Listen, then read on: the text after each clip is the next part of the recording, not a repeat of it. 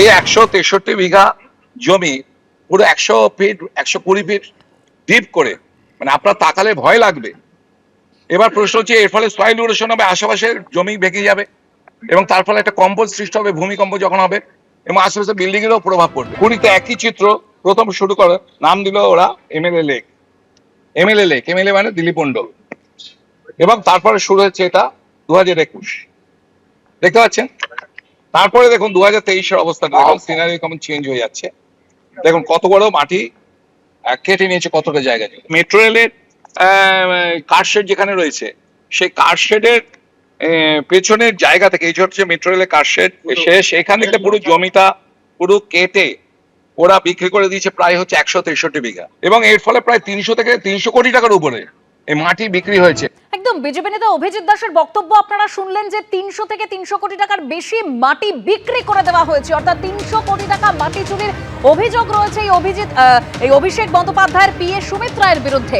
এবার নতুন করে যে এফআইআর দায়ের হলো দেবরা থানায়, তা হলো সরকারি চাকরি দেওয়ার নামে প্রতারণার অভিযোগ। এই এফআইআর এ নাম রয়েছে প্রাক্তন তৃণমূল বিধায়ক সুজয় হাজরা সহ আরো একজনের। অভিষেক বন্দ্যোপাধ্যায়ের পিএর বিরুদ্ধে আমরা জানি যে আগেই লুকআউট সার্কুলার জারি করা হয়, গ্রেপ্তারি পরোয়ানা জারির পরেই লুকআউট নোটিশ জারি করা হয়েছিল।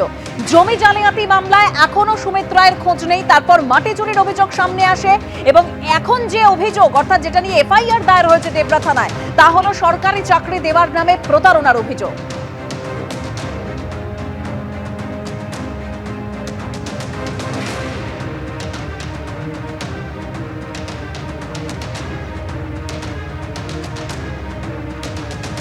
রাজ্য বিজেপির প্রধান মুখপাত্র দেবজিৎ সরকার এ নিয়ে কি বলেছেন শোনাবো। প্রশাসনিক ক্ষমতা হাতে নিয়ে বিভিন্ন সময় মানুষের উপরে অত্যাচার করা এবং সেই অত্যাচারের অভিযোগ যখন এসেছিল তখন ওই একই প্রশাসনিক ক্ষমতাকে হাতে নিয়ে তদন্তকে বিমুখগামী করা এবং অন্যভাবে রাজনৈতিক ক্ষমতা এবং প্রশাসনিক ক্ষমতার জেরে অভিযোগকারীদের উপর অত্যাচার করা, এগুলোর দিন শেষ। ভয় আউট, ভরসা ইন। এখন রাজ্য সরকার আছে, কোনো দলীয় সরকার নেই। যারা অন্যায় করেছেন সবার কাছে গিয়ে পুলিশ পৌঁছবে, বিচার ব্যবস্থা সবার জন্য একই হবে। কেউ কোনো রকম পলিটিক্যাল ইমিউনিটি খুঁজবেন না, কেউ কাউকে কোনো পলিটিক্যাল ইমিউনিটি দেবে না। আইনের শাসন সবার জন্যই লাগু হবে। এবিপি আনন্দ এগিয়ে থাকে, এগিয়ে রাখে।